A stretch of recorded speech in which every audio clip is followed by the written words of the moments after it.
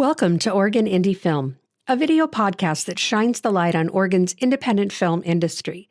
I'm your host, Dawn Sellers. I interview Oregon's independent filmmakers who offer insights into the creative process, challenges, and triumphs of making movies in Oregon. This episode features Erich Cannon, writer, director, and producer of the feature film His Monster, which will make a stop on its U.S. theatrical national tour in Portland at the Tomorrow Theater on Tuesday, March 17th. It was a pleasure to sit down with Erich to chat about this film and his other projects. I hope you enjoy my conversation with Erich Cannon. Welcome, everybody. I'm here today with Erich Cannon to talk about his latest movie, His Monster, which will be screening in Portland on Tuesday, March 17th. So that's coming up. Yeah. Hello. Yeah, at the Tomorrow Theater. Yeah. So we'll just start out. Thanks for being here. We'll start out by having you tell us kind of who you are and what you do.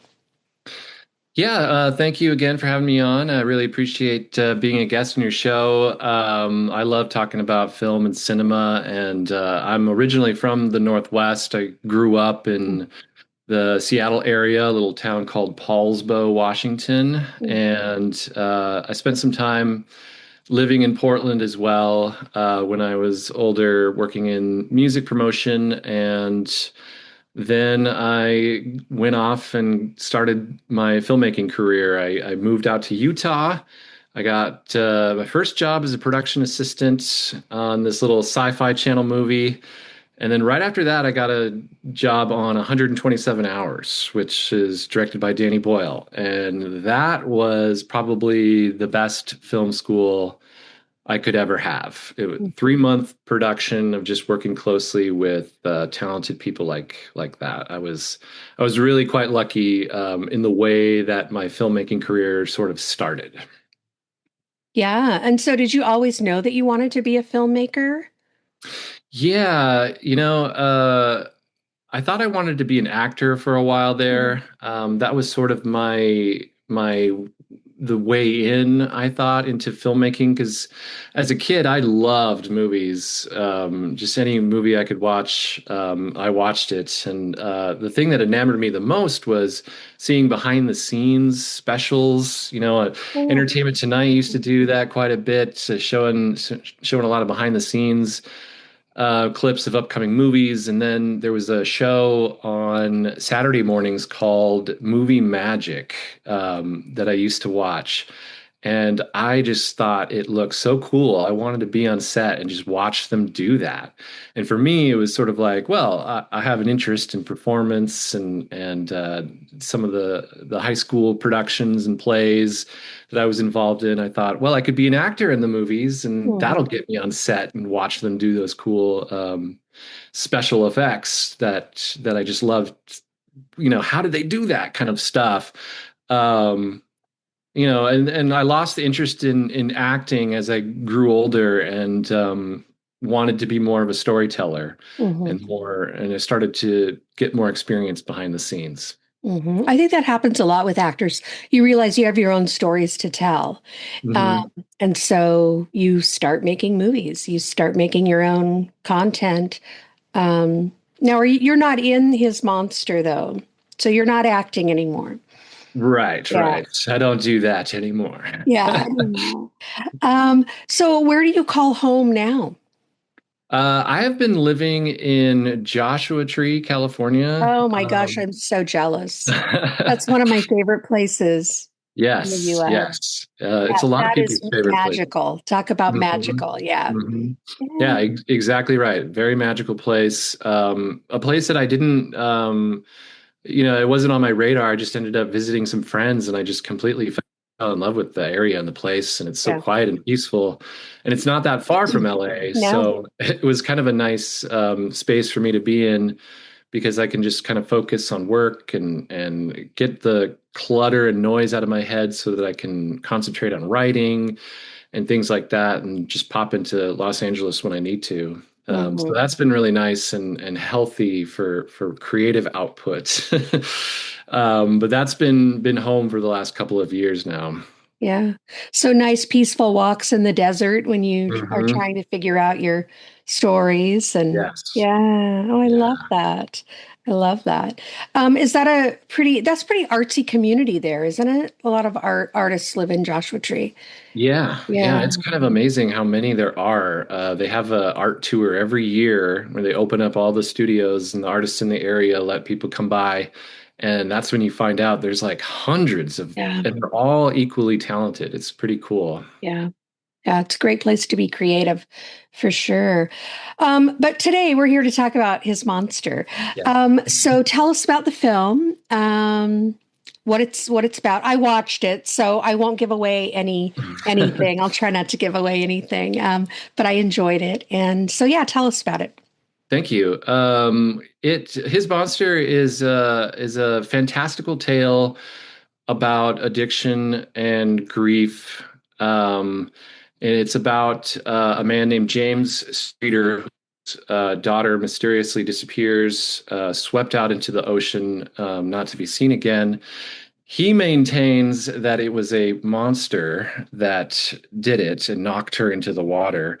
And no one else, of course, has seen any kind of monster. And so he remains behind, living in this cabin in the woods, looking for this monster that is responsible for his daughter's death, and still dealing with a lot of trouble with his alcoholism and addiction. He is going to AA meetings, but it's just not taking hold as he continues to struggle through this process of grief. Hmm. And it comes from my own experience. It was something that I myself had to endure. I actually just yesterday celebrated 6 years of being alcohol free, and it was one of those things. Congratulations! That's Yes. 6 years is a good milestone. Yeah. Yeah, it's kind of incredible to think like Yeah. 6 years ago was the last drink I had. Wow. And don't even remember what it was, and it probably wasn't very good. But Probably. Yeah. but it was one of those things where I learned perhaps not too late in life, but I learned later in life about how to handle stress and depression Mm-hmm. and anxieties. With mental health and mindfulness and breathing exercises and just learning and understanding about what these feelings are. And I was just using alcohol as this sort of crutch, this way of relieving that stress and relieving those anxieties, but I was actually only making it worse.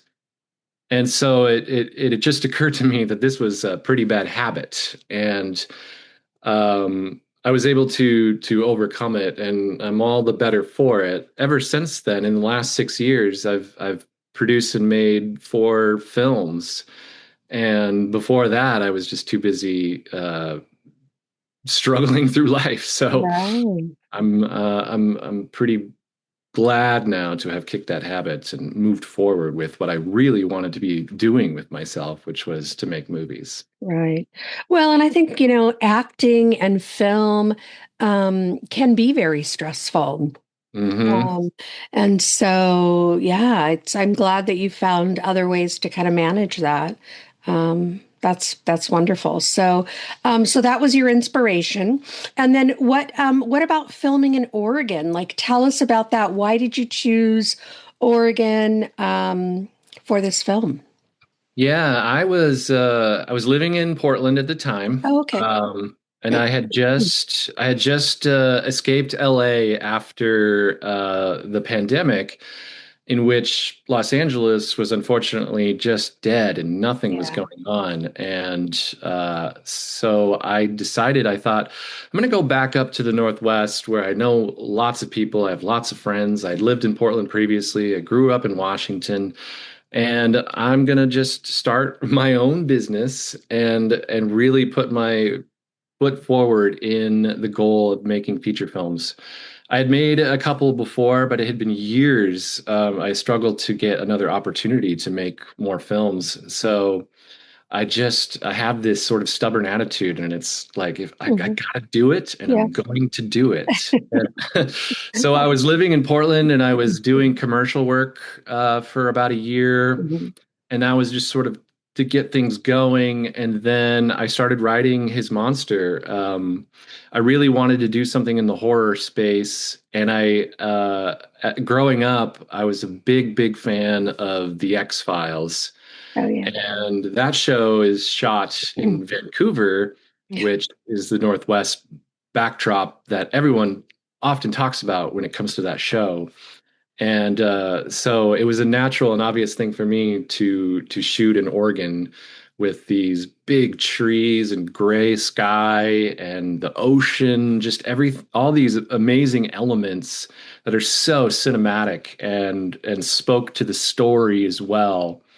I thought of the idea that when you're drinking heavily, it's almost as if you're drowning yourself. Hmm. And so that's just there's just so much water surrounding you in Oregon, and it just was an obvious thing to sort of encapsulate in the visuals. Yeah, I think that worked really well. You used water in some interesting ways, and I think that it worked really well with the theme. Um, Hmm. so you described this film as horror and thriller. It's sort of a mashup of genre because there's a little Hmm. fantasy, maybe a little sci-fi, like Yeah. the X-Files. I can see that the X-Files influence. I'm a big Hmm. X-Files fan too, so Yeah. definitely recognize that influence in the film. So how do you describe the genre? You know, recently I've been telling quite a lot of people that I found that it's a drama with a monster in it. Oh, I like that. Yeah. Yeah, it's a pretty good way of describing it to someone who, because it does sort of toe that fine line of like if you're a horror fan and I told you it was horror, your Right, expectations might be then it's just this gory monster movie. right. But in actuality, there's quite a lot of emotional undertones and themes and scenes that it really is that sort of I love the genre of magical realism, Mhm, especially in books mhm, and sort of just being descriptive in this sort of magical way. And I wanted to try to do that visually and be magical in the playfulness that was Jim Henson and Guillermo del Toro's work. Those films with the practical effects are some of my favorite, mhm, and so playing in that space while telling a heavy emotional story, mhm. I thought would be a great approach. Um, something that's more tangible for everyone.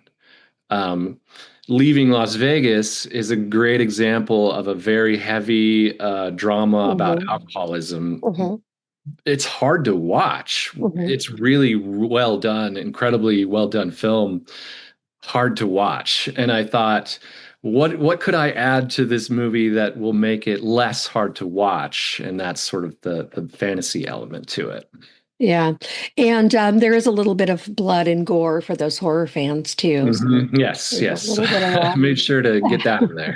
that. And so you did use a lot of different locations in Oregon. You used the ocean, the Hmm. coast, and then you used Mount Hood. Right. And which I think, if I'm right, is that Still Creek Road that you filmed on?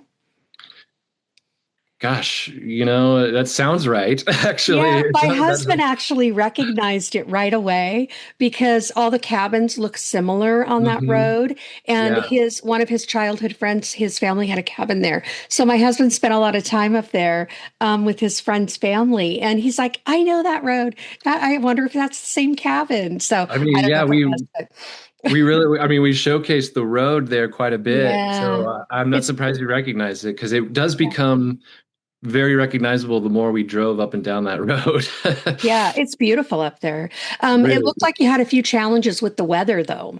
What time of year did you film, or how long did you film? Um, How long did it take you to film? We first shot in June. For Mhm. main production was 15 days, and that was when we were in Mount Hood, and we went out to the coast and Astoria, and then we finished production in Portland. Uh, had to save some stuff for later, so second unit ended up happening in was it? I guess it was November of that Mhm. year. And definitely the Mhm. weather had changed, color of leaves had changed, Mhm. and the expectation of snow in the forecast, which was not in the script. And we had a really big storm the day we arrived for second unit, and the power was out for 2 days. Oh no. So we didn't have any heat, we didn't have any electricity, but there was a neighboring town which our production assistant lived, and he would drive the batteries out to his house Oh my every God. night to charge them up. And then we had a fireplace to keep warm, but we got it done. And then I just was able to incorporate the weather into Yeah. the story, which Mhm. worked out really well because you shoot films out of order. And so when it was snowing, I was like, how am I going to make this How am work? I going to make this work? Yeah. No, I think you did, though. I mean, I think it worked. It Um, did. And I'm actually really glad for it because it looks yeah. awesome on camera. So thanks, Yeah. Oregon, for Yeah. giving me that. For the crazy weather that we have. Um, yeah. And so that's a huge challenge, not having power for 2 days. Are there any other kind of challenges that you came across that were unexpected that you kind of had to pivot and shift for? Definitely. Yeah. Lots of As them. there always are in Yeah. making. You know, it was one of those things where, like I said, I was really driven. I sort of sometimes I just decide I pick a day and I say that's the day we're going to start filming, and I go after it. Yeah, exactly. And once I got to that day, it was sort of like I didn't have everything that I had wanted to have. I didn't have all the budget that I wanted to have, not all the resources. And I originally wasn't planning to direct it. I just wanted to produce it and write it. And then one day it just occurred to me like it might be easier if I just go ahead and direct Hmm. it. Yeah. So it was trial by fire for me. I had done directing commercials and some shorts and stuff, but that was a real first endeavor. But once day one came around, I had a lot of confidence and an ability to do it. But it was hard. It was probably 10 times harder than I really thought in my mind. Hmm. And same with my cast and crew. I think it was a lot harder than anyone really had anticipated because you always have the idea that it could be simple and small, but Yeah. it never really Never is. is. So, despite all that, though, I always find no matter what, every single movie, every single production is hard. Hmm. It's hard work. And so it's like, it's hard to complain. It's sort of like, I Right. knew, it's like I knew it was going to be Yeah. hard. So Yeah. I'm proud with how it turned out, despite how hard it was. Yeah, films always seem to take on a life of their own. Like Mhm. things happen and you headed down a different path and it always ends up working out, I think. Yeah. Hopefully, fingers crossed it works out. So we talked about kind of the challenges, but what about the good surprises? Were there like, things that happened that were like, oh, that's kind of magical? Like the snow, I guess, is one thing. The snow was nice, and I would say for me the performance by the lead actor Gabe Kasdorf, and the Hmm. performance by all the actors, for me was that thing that really was like, okay, this is going to work because I was bringing something that like explaining the idea to everyone and having this sort of monster costume and saying we're going to make this little monster movie. Everyone sort of was like, okay, Eric, we Yeah. believe you. It's hard Yeah. to see your vision, but we believe you. Yeah. But having a talented cast and Hmm. and and Gabe performing drunk, which is something Not that's easy. really, yeah, it's Yeah. hard to do, and not a lot of actors do it well. Mm-mm. And so we really talked about that and making sure that it didn't come off cheesy and somewhat realistic. And I had told him, I said, one of the things about really being drunk is you think you're pulling it off. Mhm. You think you're normal. And I think that that seemed to really work for him because it's like if you say act drunk, well then you get all Right. goofy and crazy. But if you try to restrain yourself, which is something I remember trying to do when I was Right. drinking too much, Mhm. pretending as if I hadn't had anything to drink. But that came through in his performance. And then Ashley Song, who is a Yeah. Portland talent, and then Miranda Long, who is from Colorado, but she spent some time studying acting in Seattle. And their performances too, just really strong, Mhm. and I was just so pleased with that because if you're gonna make an indie film, you gotta have really good talent, even if no one's ever heard of them. Real good talent, and then it won't matter. Yeah, yeah, definitely. And they did. They were all great. A lot of Portlanders will recognize Ashley. Hmm. Pretty well known in the town. But yeah. So did you do the casting yourself then? How did that work? How was that process for you?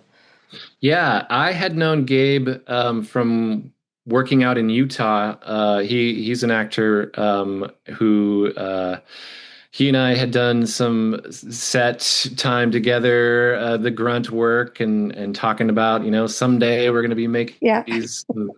And then when I was producing commercials, I cast him in a few things, and so he was one of the first people I thought of, like, hey, Gabe in this lead role could do really great, and if he was willing to do it, then I would just give him the role, and he was willing to do it, and he was just coming off of Killers of the Flower Moon, Hmm.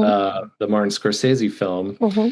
and so it was a little intimidating to be like, well, I'm Yeah. directing you after you've been directed by Scorsese.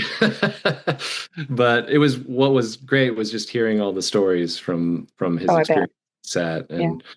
um and so then I like to cast people that I've worked with before, Mhm. especially just knowing what they're going to bring. And I had worked with Miranda Long on A Fall City Christmas, and I just think she's a tremendous talent. So she was an obvious choice for me to play Mira.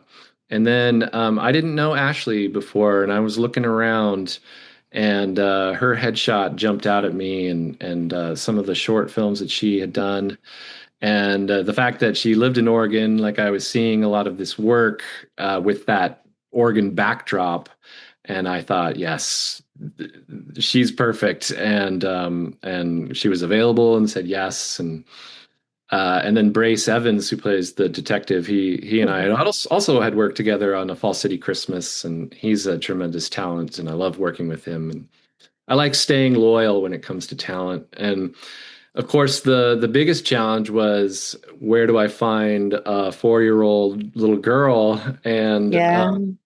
I also wanted to be as authentic as possible. Ashley being half Korean Right. and Gabe being a white American. Um, Miette Blanche, who plays Hannah, is actually half Korean herself. And so it just worked out wonderfully to be able to cast her at only 4 years old. Yeah. Amazing. And she did such a good job. Yeah, she's wonderful. Does she do other stuff or what, like, did she audition then? And that's kind of her path is to be an actor? Yeah, she's still working now. Yeah. I think Good for she's her. 7 years old now. I saw Okay. her at the Old Town Film Festival in November. Mia and her mom, June, were there for that screening, and She was all grown up and excited to see. She loved the monster. That was Oh, great. good. She, Yeah. she really got excited about the monster, and still talks about the monster scenes to Uh, now. So, love it. That's but great. that goes to show how long it takes to make a movie. Oh yeah, yeah. I know. People think it's easy and quick, and everybody's like, "When can I see it? When can I see it?" Well, I don't know. It's going When to the be a child while. becomes seven, Yeah, when that's when you. has her seventh birthday, the film will be released. Yeah. Oh, that's great. Do you want to share what your budget was? You don't have to if you don't want to. You can give us a range or nothing at all. Hey there. If you're enjoying this episode of Oregon Indie Film, don't go anywhere. We've got more great conversation coming up. And if you believe in uplifting local voices and the power of independent storytelling, we'd love your support. Hit that follow button, share the show with a friend, or leave us a quick 5-star review. It makes a big difference. Want to get more involved? Reach out at OregonIndieFilm@gmail.com. Now, back to the episode. Yeah, I mean, I don't mind saying because a lot of independent filmmakers are hopefully watching and they should know Yeah, don't spend too much money. But exactly. we kept it in the $100,000 range, Yeah. and that was on purpose. I had spent a lot of time working with minimal budgets, doing giant commercials with minimal budgets in a short amount of time. It was this trial by fire. It's sort of like if I can put this energy into a commercial, 2 weeks of this crazy energy to make something that ends up being 30 seconds to 1 minute. Right, I want to make a feature film with this energy. right. And so that's kind of where that came from, where that inspiration came from, where that drive to do that came from. I'm Yeah. sorry, what was the original question there? Just what the budget was. Oh And yeah. then, my next question always is like, how did you raise the money? Like, did you self-fund it? Was it friends and family? Did you run a Kickstarter? How did the fundraising process work for you? We all want to know that. Always. Yeah, yeah, and I was going to say too, the budget being what it was is also because you have to think about distribution and whether or not you really can realistically recoup what Yep. you spend. Yeah. And so, thinking about $500,000 budgets, it's like, am I going to actually earn $1 million in effort to profit? It's like probably not. So $100,000 and then me wearing very many hats. Yeah. But I had made two films, and I'd always thought, you make a film, and then the investors, the people with the money, would just automatically say yes because you've got proof in the pudding and Right. and all that, and it's just not necessarily Mm. the case. And so finding investors again Yeah. was just a long, long process. But there were people that I had kept in touch with, and that's a question I get all the time. Like, how did you raise the funds? Who do you find to invest? And there's no direct answer. Yeah. It's sort of like who you know or who you keep in touch with, and then one day. And that was the thing. I had worked in film for years and years and years, and there was just people I knew, and I would just sort of keep in touch and say, hey, like I got this Christmas movie I wrote, or what about a family film? And hey, would you want to do a low budget horror? And finally, yes.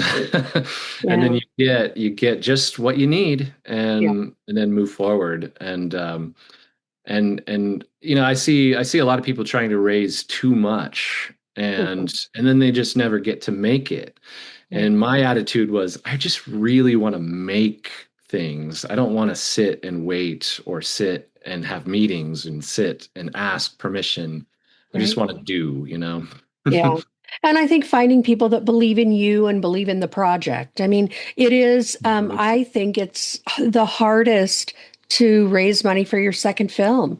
I think your Yeah. first film, people are like, oh, my friend's a filmmaker and I'm going to give him some money. And that's great, but then, you rarely recoup the money when you're making indie film, like you said. And Mhm. then when you're trying to raise a little more for your next film, because you've learned you might need a little more, it's more difficult. It really Yeah. is. You got to cast that net wider. You got to reach out to more people. Um, but like you said, hopefully you build those relationships um, because you're building relationships, not because you're hoping they're going to give you money. You Right. build those relationships, and Right. yeah, I think that's really important. I love that you thought about distribution while you were raising money because I think a lot of filmmakers miss that piece. Hmm. And it's changed. Distribution has completely changed. So I'd love to chat about that a little bit because you are doing sort of a U.S. national tour with this film. Hmm. You're kind of midway through it. So are you self-distributing? No. Well, it's a bit of a hybrid. Yeah, okay. So tell us about that. Yeah. Yeah, so I'm actually in Ely, Minnesota right now. Tonight is the opening night of the Ely Film Festival, and His Monster is playing at 7 o'clock, and it's sold out. Um, Nice. so I'm very excited about that. And yeah, I'm on the beginning part of this U.S. theatrical tour. I played the other day in Salt Lake City. Tonight we're in Minnesota, and then going to Billings, Montana, and then Portland, and Astoria is on March 20th, Oh, and nice. then up in Edmonds, Washington on March 23rd. And then I'm hoping to add more shows following. New York City for a week, happening at the end of April, which is very exciting. April 24th Wow. through the 30th, it will be screening there for a week. Um, but distribution is something I've spent a lot of years involved in. The first film I distributed was called Point B, and that was back in 2015. And it was a bit of I feel like every filmmaker has a terrible experience with the first time they distribute a film, and it really becomes a valuable learning lesson. And this was no different. We made a deal because we didn't really get very many offers. We really didn't know anything about it, which is another common thing. And the thing that distributors, at least the bad ones, don't tell you is that you've got to do the marketing yourself. Mhm. You need to find the audience, or your film's not going to make any money. The distributor, they can place your film on the platforms no problem. In fact, it's becoming easier and Mhm. easier to do so. And now it's even easier to do so for the filmmaker. And a lot of these distribution companies are going to be probably disappearing soon because what they lack is that promotion. And you need that because there is just so much oversaturation of content out there and all these different streaming sites. And there's many independent films like His Monster that are being made. Mhm. And if it's not on the front splash page, uh, people have to know and have to look for it. It's even happening today with indie films that are managing to break through and get on Netflix. Netflix is telling them if you don't have a TikTok, open a Wow. TikTok and post every day Yep. because you have to tell people your film is on Netflix. They're not going to do it.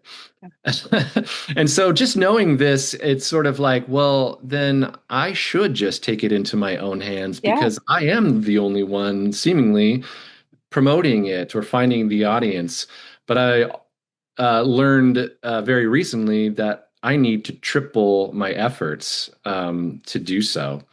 And so that's the new thing for indie filmmakers now is you are a business Hmm. and you are going to make the film and then you are going to have to promote the film. And I myself am driving on this US theatrical tour. I packed my car, jumped in it, and I'm Road trip. going, Yeah. yeah, I'm going theater to theater I love it. because Yeah. it's gonna gather some attention and it just shows some of the passion and just what's necessary to get the word out, and then I can expand on that Hmm. and play in more theaters hopefully. And Hmm.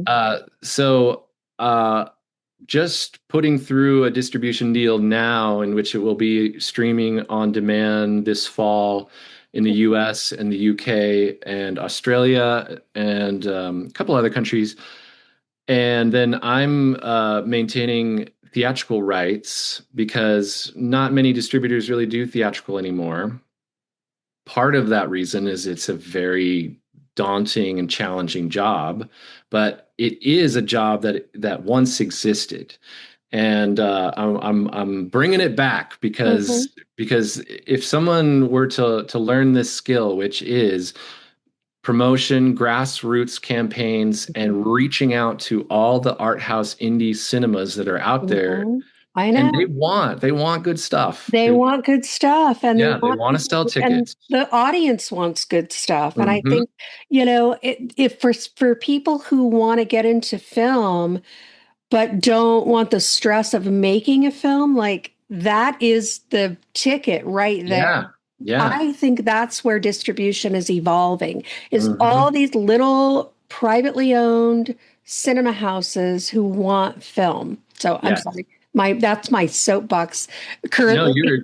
you're exactly right, which Yeah, I love hearing it because the distributors will take your film, they're not planning on theatrical. They can just right. dump it on streaming and they make just enough. Yep. They make just enough and then they don't have to do any more work. They You make sit there just going, enough off of yeah. 100 films. So they're Hmm. making bank, but the Hmm. filmmakers are not making anything. Yeah. Exactly, exactly. And that's just so sad. And they're So taking sad. 50% of the Yes. profits. I know. Yeah. So if you're going to make all this marketing effort, Yeah. why not book it theatrically, especially if your film is made for the theaters and with my film, sound and visuals was a big thing, and so I Mhm. think the theatrical experience is a lot better. And I worked at so many different movie theaters growing up. I love movie theaters, Yeah. and I don't want to see them closing. No. I want to see them thrive. But I do think you're right. I think we're at the threshold of something Hmm. new. Hmm. Um, and we are becoming inundated with AI technology, but at the same time, I think it's about to create this subsection of Yep. people who reject that Yep. and want to go back to physical media, movie theater experience, and community gathering of art and music Mhm. and connection that's not made by a computer. And Right. so I'm actually really excited about what could happen again. History has a way of repeating itself in that sense, and art especially has a way of reinventing itself and existing despite so much that gets in its way. So Yeah. And that's where we are now. We're kind of in this place where AI, we can't ignore it. It's here. It's going to get better. mhm, But I think that you're right. There's this subgroup of people who are like, no, we want to keep making our own authentic art and telling our stories the way we want to tell them. yeah, And I think, yeah, it may split off, but there will always be an audience for authentic films, mhm, human created films with a yes. message that, yeah. Yeah, wow. We are in a difficult time right now, but I love that you. So, did you get on the phone and call these theaters and kind of set this up? I'm curious how that worked for you. Yeah, it started with a documentary called the Columbia River Canoe Project that I Yeah, was which looks amazing. Yeah. yeah, I was the co-producer of that one, and we did a theatrical run last year that ended up being successful. It started slow, and we started getting more press and more people talking about it. And the next thing we Hmm. knew, we're selling out screenings everywhere. And that will come out video on demand this summer. But I had a lot of connections to theaters in the Washington area because I had worked at so many theaters myself, Hmm. and I had friends that worked at theaters there, and I managed to start, okay, I got a couple bookings, and then you just reach out to more and say, I've Hmm. already got this booking and that Hmm. booking and this press and that press, and as long as you have something that they can see, like, oh, that's gonna bring an audience in. Oh, Right. I see where they're gonna get good press, especially with our documentary story. Uh, you know, and the local element to the states like Montana, Right. Idaho, Hmm. and Oregon and Washington, all the different places that they passed through as they traveled on their canoe. Hmm. Uh, uh, all those different theaters definitely had interest in playing it. So once you start building that relationship, then you can come back and say, "Hey, I've got another film," and then, "Hey, I've got a yet another film," and as the screenings go and you have numbers, your box office report is what helps you book the next one. Or somewhere that they've certainly never heard of you in Iowa, but if you Yeah. have a box office report Right. from something, they'll say, great, yeah, we'll book Yeah. that movie, it looks good. Yeah. And it is again about building relationships. I think film is Mhm. so much about connection and relationships. Um, so I always like to ask this question. If you could do anything in the world, time, money was not an object, what is your big, beautiful dream for yourself? It doesn't have to be film related, it can be anything. Yeah, wow. My big beautiful dream, so I think everyone or sort of pictures where they'll finish their life. What's Yeah. the all this work for Mhm. what thing? And it's that vision. For me, that vision is living on the beach somewhere in a comfortable house where all I have to do is write. Yeah. And that's really like the one last creative thing that I would do until the day I die Hmm. is write stories. And writing at the very least is something you don't have to hire a crew for, Yeah. and you don't have to worry about distribution so much and budgets.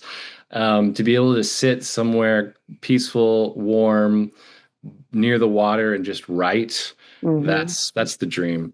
But Yeah. last night, just because you asked the question, Mhm. last night it hit me. I was like, the thing that I would have liked to have done if I wasn't a filmmaker is stand-up comedy. Oh, really? I Interesting. don't, It's I don't not too know. late.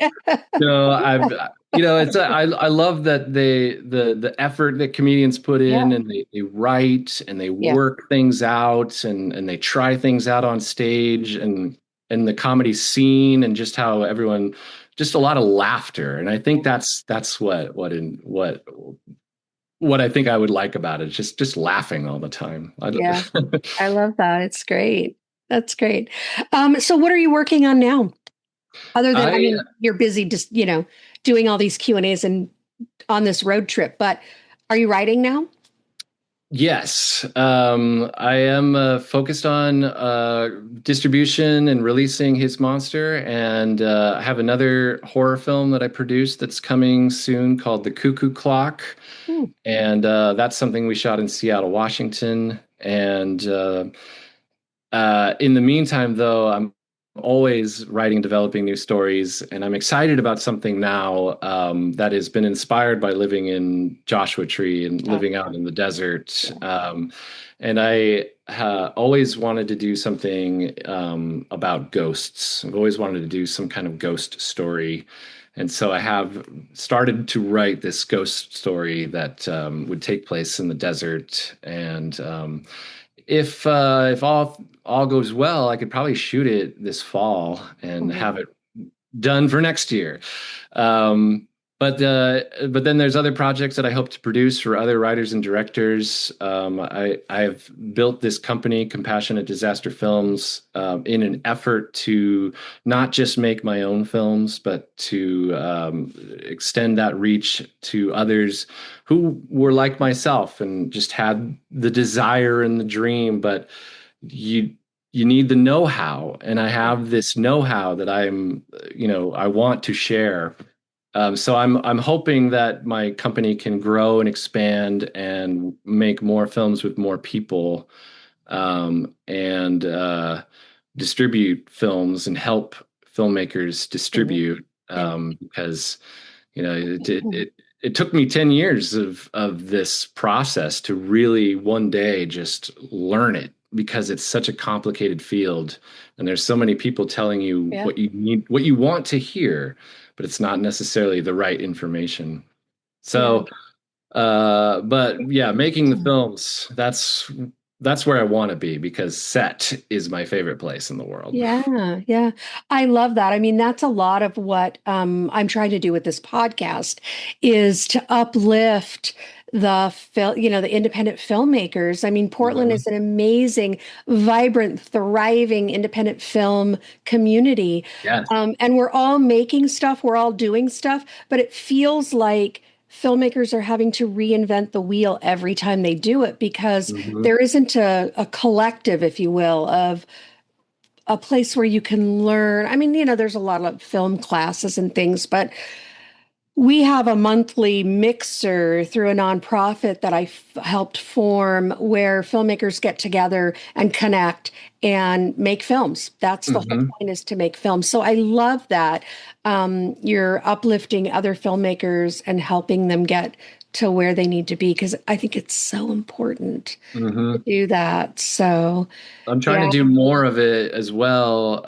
I had been so busy making the movies, and now I have the time to I'm going to try to make some videos where I can share advice and I love that. tidbits, and do more just to share that information, especially when it comes to distribution, because it's not meant to be some secret like, Yeah. hey, Eric, how are you doing it? Right. Not going to tell you. No, I want everyone to know about this. Right. But it has been a secret because the distribution companies have made it that way so that they make the money. But it's not, Hmm. I mean, I don't, Yeah. it's not, it shouldn't be a big secret. We should all be helping each other. And, what if we had like a group of films that we could take around on a road trip like you're doing, where Hmm. you help people produce their film. Maybe you have a group of 3 or 4 films and that's what you're distributing. I don't know. Well, what you're describing is actually similar to what's happening in New York. The film festival is called 31 Atlas. It's going to be in Brooklyn, and the idea behind the festival is quality films that have Mhm. already been well received or well reviewed, or new, um, and it's not just one film, it's 26 films from filmmakers like myself, and it's just the idea of encouraging the Mhm. cities like New York, like they're dense, and so people actually come and see this stuff, Right. and it's a lot harder. It seems to be a lot harder in some of these other cities, Yeah. but I think more festivals like 31 Atlas could pop up around, and they're not just unheard of films. They're quality Right. indie films Hmm. that have been getting a little bit of buzz. Yeah, I love that. I wrote it down. I'm gonna check that out and see what their model is, because I think Portland and Oregon in general is prime for that kind Yeah, I of would agree. festival. Yeah, I There's a love lot it. of good festivals in Portland, but they're Yeah. not necessarily showcasing all of the indie local work. Right. Yeah. And hopefully there can be a festival that's sort of entirely focused on that. Yeah. Um, there's less and less of that per city. You look at film festivals and you say Indianapolis International Film Festival. I don't know if that's real, but Right. for example, Right. and you think like, well, they must show a lot of Indianapolis films, and then they're not. No. Hopefully that's not a real festival, because I'm not trying to pick on Yeah. No, I don't know in if it is, but particular, but there are a lot of, we have a lot of festivals here in Oregon, and they do, most of them will have, an afternoon of Oregon films or local films, but we don't have a festival that is focused just on local films. And yeah. I think I think every city should do that. Every Yeah. state should do that. I mean, Yeah. if you want people to show up, Yeah. you got an entire audience of Yeah. friends and family and everyone else that would know. Whereas like bringing in a film from something that played at some prestigious film festival, you got to promote it and market that and do press. But if you had a local film festival, everyone's doing it for you. Right. That Right. ground roots Yep. community outreach does way better than spending money on ads. Like that's the thing that a lot of us are finding. Yeah. My Christmas film was called A Fall City Christmas. It took place in Fall City, Washington, a small town that we found that just worked perfect for the story. And we didn't plan this, but when the town of Fall City and that surrounding area found out about it, they blew up Facebook I love and it. were sharing the trailer all Yep. over the place. I And love that's something you cannot buy. And No. it worked really well. We did great when we first released that film. Yeah. I love it. We got to stop chasing the big distributors and Hmm. start getting our films seen for sure. Well, this has been a wonderful conversation. Have Yes, really thank you. enjoyed it. I am unfortunately, well, I don't know, I guess not unfortunately, but I'm going to be at the beach when your film is in Portland. So but I did see it. Thank you. And I really enjoyed it, but I wish I could be there for the Q&A. So you will be one night only at the Tomorrow Theater on Tuesday, March 17th. I think doors open at 6:30, film starts at 7, and then Right. you'll follow up with the Q&A. So anybody that has questions should come and ask their questions. They should come and see the film at least. And then we can find you online. So I found you at your compassionatedisasterfilms.com, Hmm. uh, where you have more about your work and what you're doing. And then you're on all the socials, Instagram, Facebook, LinkedIn as yourself and as Compassionate Films. So if people want to continue the conversation with you, maybe they could reach out and connect with you. Yeah, Um, absolutely. Follow me now. I'm doing videos of my tour and adventure oh, I love and it. showing showing off a little bit of middle America as I drive. Yeah, that was my husband and I did 5 road trips during COVID all across the United States with our Yeah. chihuahuas. It was the best thing, best time ever. I did a road trip too, and I was so glad. I Yeah, went way north California, yeah, but I was so glad I did that during that pandemic. Yeah. yeah, yeah. But thanks so much, Eric. Nice to meet you, and Thank you. best of luck with your films. Yeah, Thank you, Don. I appreciate it. yeah. Thanks so much for listening. Be sure to follow Eric and Compassionate Disaster Films on their website or social media. You'll find those links in the show notes, along with links to his YouTube channel and a link to Tomorrow Theater, where you can buy tickets for the screening. There will be a Q&A after the film, so you can ask all your questions and meet Eric along with others from the film. If you enjoyed this episode, please take a moment to leave a 5-star review and share it on your social media. It helps us connect with more indie film lovers. Would you like to support the podcast by becoming a guest or a sponsor? Reach out at OregonIndieFilm@gmail.com.